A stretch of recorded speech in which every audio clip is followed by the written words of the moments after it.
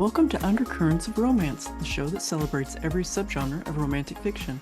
In each episode, I peel back the layers of your favorite love stories and chat with the talented authors who bring them to life.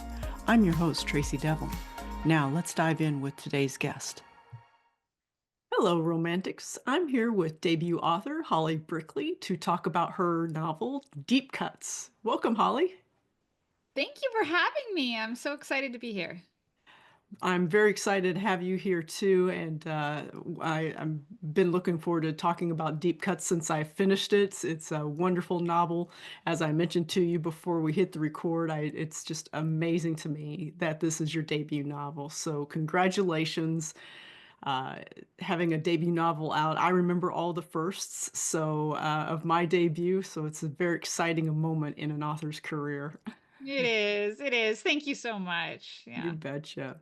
Before we start talking about deep cuts, can you give us the inside scoop of how to make a career out of going out and about?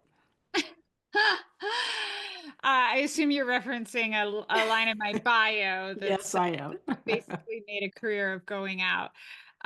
So after I did my MFA in fiction writing, I answered an ad for a trend researcher. This was in 2004, and spent the next few years going into bars and clubs and finding the cool people that I would just be, based on my opinion, who Yeah. was the cool people, and then I would do research with them for our clients. So it was a very fun job. Took me away from my writing for many years, but I put it all in the book. It's all in in deep cuts, so it wasn't for nothing. Yes. Yes, you certainly did. I thought that that was such a interesting job, and it wasn't until after I read the book, that I realized that it was something that you, because I was like, where did she get this career for this individual? I thought that was great, how you incorporated all that into your novel there. Why don't you, before we get jump into the kind of the nitty gritty here, why don't you just give us a quick, brief description of the book and how you came up with, or your publisher came up with, the title Deep Cuts? Sure. So it's about a young woman named Percy who has lots of opinions about music, but no real talent for it. She meets a musician in college named Joe, and they fall into a years-long friendship and collaboration and romance. Along the way, she is also she's the type of person who makes sense of her life via through music. She uses music to kind of understand herself and understand her life. And because it's first person narration, there she's always analyzing music, so there are elements of music journalism kind of woven throughout the narrative. And that becomes kind of the other love story of the book. There's the love between Percy and Joe, and then there's the love that Percy has, and that I think a lot of us have with music. Yeah, absolutely. The depth of knowledge that came, or that you incorporated in this novel, was just amazing. Now, is that, I'm assuming you had to do a little bit of research, or do you have somebody in your life who helped you out with that, or is this just you and your love for music that brought all that to Mostly the it's surface?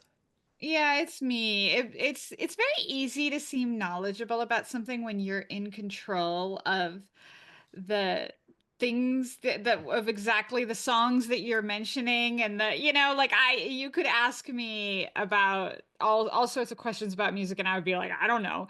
But I know about these songs and these artists because this is the music that I love. So for listeners, there's like Joni Mitchell, and there's um lots of indie art stuff and Mhm. Outcast and the Beach Boys and Bob Dylan and Nina Simone's cover of Just Like a Woman, which I've thought about like for years and years and years. It's just what I wanted to write about, Yeah. really. I do come from a musical family. My father's a songwriter. I'm married, a musician. It's definitely, I did have people to talk to, but only in the way that I talk about music all the time with people, so not a Yeah. lot of research, no. No, that was great. Just the way that you thought about the songs and the music, the really that critiquing that she did in the story, that Percy did in the story. I listen to the songs, I enjoy the lyrics, and I don't go beyond that. And it was really eye-opening, as far as it's very much like what some people do for novels, how they like book clubs, they really get in and get into the nitty-gritty of the story and what the author might have meant about this and that. And you did that with a lot of these songs through Percy, and then later through her blog that she did. And I just was so amazed at that level of understanding and analysis of those songs. Now, I know it sounds very technical to people who might be listening, but it all very much worked. It was great. It was very interesting, and really wove with the story. Yeah, I It was try not great. to make it technical, partly because I'm not a musician. I don't actually have a lot of technical knowledge of music. I just know how it makes me feel. Hmm. But I wanted to really explore that in a pretty in-depth way, you know. And I think that I'm really glad to hear that, you connected with it despite kind of not listening to music like that, Hmm. because I was trying so hard not to make it I don't know. I don't like snobs. I don't like people who are snobby about music or show offy, because to me that's just missing the point, and it's not artful, it's not interesting. I really love I'm a Taylor Swift fan who couldn't be in the book because it's set before in the 2000s, before she kind of came on the scene. But I really love the way that Swifties kind of listen to her music and um, internalize the lyrics, and they just really, really think about it. And I was kind of trying to take that kind of approach a little bit more. Yes, no, I think you did. I think it, like I said, it all worked, and it was very entertaining. And I blew through the book.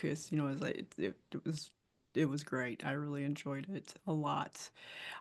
Now, deep cuts, based on other books that I've had guests on here on the show, isn't what I would consider a typical romance. There's definitely a love story between Percy and Joe, but their story builds over a great distance of time and several locations. And then a part of the book, they're not even together. But again, it all works. It's all great. Can you tell us about that structure that you built around Percy and Joe's love story? Was that something that you made a conscious decision to do it that way, or did it come out that way more organically as you drafted the story? Organically, Yeah. yeah. I was I knew I was telling a love story, but I also knew very early on that it was going to be a kind of a Bildungsroman about Percy, about her life. It's really her story. Hmm. And I don't know anyone whose life or whose 20s is defined by just a relationship. There's Yeah. female friendship makes is just as big a part of it for most people I know, and your career and your passions. And so yeah, there are large parts of the book where Joe disappears. So yeah, if you definitely don't expect a traditional structure of a romance book. It is more literary, but I'm thrilled that it's connecting with some romance readers too, Yeah. because I do think the love is the engine that drives the story. Hmm. Even when Joe's not there, you're like, when is Joe Hmm. coming back? Yes, yes. And I think that anticipation of when they'll meet, how that interaction is going to happen. Are they going to, you know, get together, or are they going to push each other away again? I think that anticipation is what also propels the reader through at least it did for me, propels reader through the story. And of course, I'm not going to give away any spoilers, but I think the last line in the novel was absolutely perfect.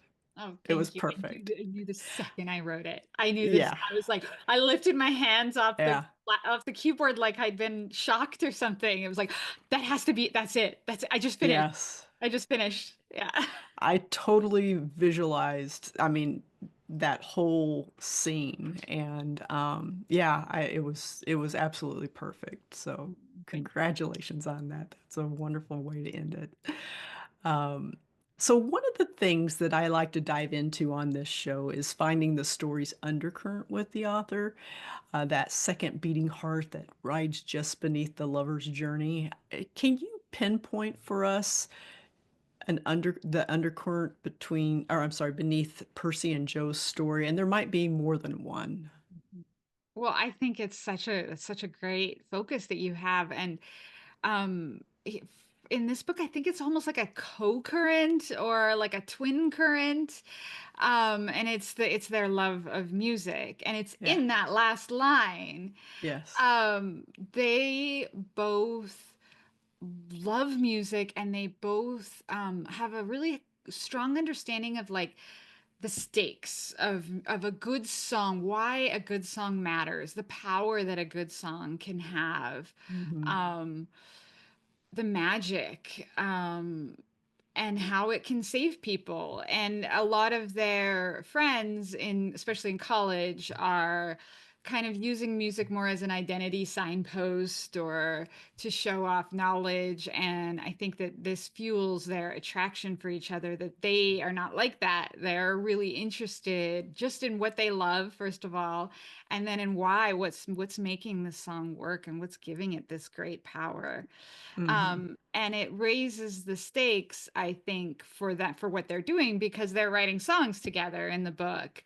And so, because they understand how important music can be, that pursuit becomes more heightened. And it is just like inextricably tied up with their attraction to each other, in ways that are, both good and bad. Right. Right. Absolutely. Yeah. Yeah, I won't. I'm afraid. I'm so afraid I'm going to give a spoiler, so I'll leave it there. One of the things that I like to do too is just a fun thing is talk to the author about the different tropes that they incorporate, whether purposefully or subconsciously, into these stories. Can you think of maybe a couple of tropes that readers can look forward to while reading Deep Cuts? Yeah, there's some miscommunication trope. There's a little bit of like grumpy sunshine. Is that a trope? Yes, Like yes, uh-huh. just because Percy is very critical. Um, and there's a love triangle. Mm-hmm. But it is, one of the working titles for a while before I came up with Deep Cuts was Bizarre Love Triangle, which is a new song. Because I felt like that I didn't want to use any trope without subverting it or playing with it a Yeah. bit. And Mm-hmm. so the love triangle here, you think there's a certain love triangle between, because Joe has a girlfriend at the beginning of the book, and um, that quickly shifts. And it becomes, I think the real love triangle of the book is Joe and Percy and the songs. Mm-hmm. So Ah, I yes, was yeah. playing with the tropes a bit, I think. Yeah. No, yeah, yeah, I like that. I did not think about that, but you're absolutely right. That's great. Um, What romance book have you read recently that you would recommend and why, if any? If I don't know, sometimes we all read outside of the subgenre, as it were, or genre. So Yeah, I don't know that this is like capital R. Well, it's definitely not capital R romance, but it was yeah, very romantic to me. It was called The Safe Keep by Yael Vanderwooden. okay. Um, it was nominated for a Booker. It's sort of a sapphic love story, historical. and very, just very charged. Any kind of queer love story Mhm. in historical fiction has just this level of depth and weight to it. I loved that book. It's one of those Yeah. books I just still think about like almost daily. Okay. Okay, great. Thank you for that. I will add a note, add a link to that in the show notes. So, love providing recommendations to our viewers. Um, what do you, I don't, we don't, I can't see too much of where you're at there, but do you have like a favorite place where you like to write, an office, or do you move about? Do you go to a coffee shop? Tell us about your writing regime, I guess. Yeah, this is my office, and it's slash guest room. I've like strategically aligned it so I'm in bed. Um, uh, I do work here, while my kids are at school, but I am a very obsessive writer, and I tend to get kind of I need more than just the time that I can spend in this office with my kids at school. So when I'm in it, I'm sneaking away on the weekends to a coffee shop for a few hours. I go to play spaces and they play and I write. I wrote like one really key scene when Percy first makes her move on Joe, standing up at the kitchen counter, like waiting for the pasta water to boil. Like I can do it anywhere. Once I'm in it, All right. once I'm really, really feeling it, I can go anywhere. I also love hotels. For my birthday every year, I just go to a hotel for 3 days and I just write like all day. I sleep like 5 hours and I just write. Oh, that's wonderful. That's Yeah, that's really interesting. I don't know if I've ever heard of anybody doing that before. That's pretty cool. That's a nice way to have some focused time on the writing, for sure. exactly. Yeah, Do you total sit in the lobby and watch people, or do you stay up in your room and just, stay in my room. When I'm in the hotel zone, that's the cone. But I do go to coffee shops and I kind of like eavesdropping and yeah. that kind of stuff has worked its way into my writing too. Yeah. All right, great.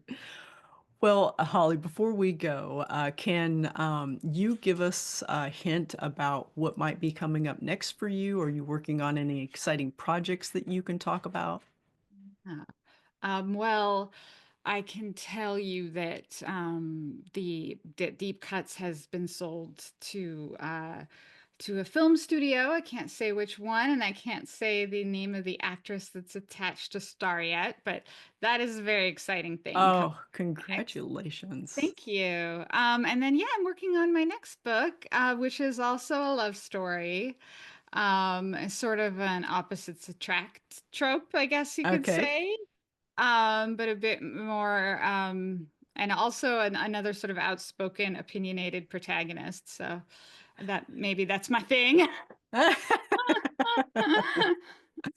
All right. Well, we will look forward to hearing more about your film deal there, and look forward to your second your sophomore book. That'll be great.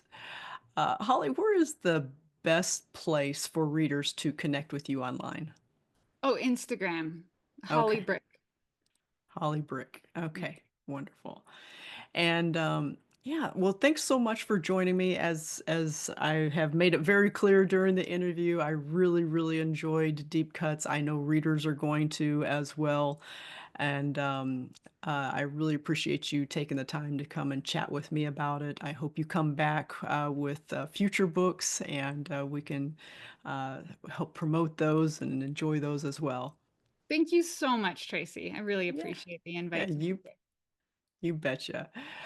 Many thanks to everyone listening. I hope you enjoyed this week's episode of Undercurrents of Romance. You can find more information about the show at tracydevlyn.com/podcast.